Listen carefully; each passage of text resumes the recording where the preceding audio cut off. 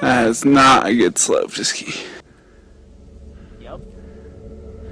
You're in a slide, bud. It can happen in a split second, They're extremely violent events. trapping people in what's similar to an extreme car crash. The snow can get going 60 miles an hour in a few seconds, And it doesn't matter if you have all the safety equipment possible. but there's no guarantee you'll survive. So it's really important to pay attention to the clues that Mother Nature gives you, the clues that we can give you, to know when it's safe and when it's not. Avalanche conditions stay fluid all winter, and Mark Staples, the director of the Utah Avalanche Center, says many people think only our highest peaks can produce deadly slides. Right here looking at Mount Superior, and that's big and it's obvious and it's scary, and anyone would know that that's where you get avalanches. But even small slopes, as long as they're steep enough, they can produce an avalanche. Today, crews found the body of 50-year-old Stephen Jones. 49-year-old Douglas Green was killed. The other man was injured. This winter, avalanches killed 2 people so far, both backcountry skiers. But it's not just skiers at risk. It doesn't matter how big or how small. An example of that was 2 years ago near Tibble Fork Reservoir. A young woman was killed in an avalanche just maybe 50 feet from the road.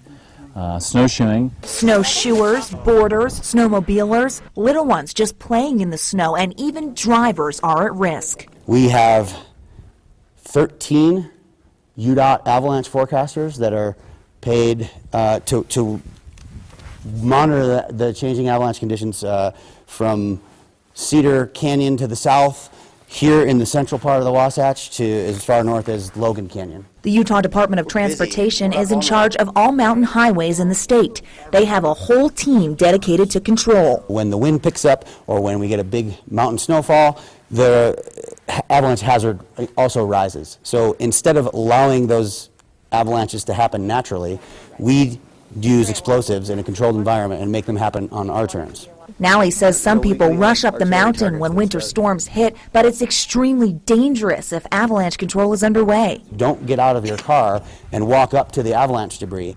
The best thing to do is stay in your vehicle, you're much safer that way, and turn around and leave the road, leave the hazardous area. UDOT triggers avalanches, and Ski Patrol with Snowbird does the same thing to make sure anyone on resort property stays safe. We're going into avalanche terrain to look for avalanches. We're not trying to avoid them.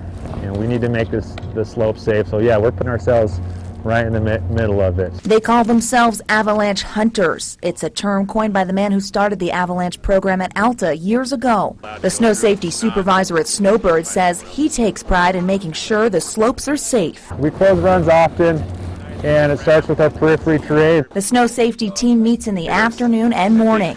Checking the snow is critical. Sunshine creates softening snow, storms create loose snow, and wind can slash visibility. It's important we stay on top of it. If we don't, then we're going to have to deal with bigger, more destructive avalanches. Ski Patrol is trained in response to backcountry distress, but Murakami says if you decide to slip under the rope and go out of bounds, you need to have a plan. It's very important to have a plan, have a partner, have that gear with you when you're traveling out there, and always know that you don't have to stick with plan A.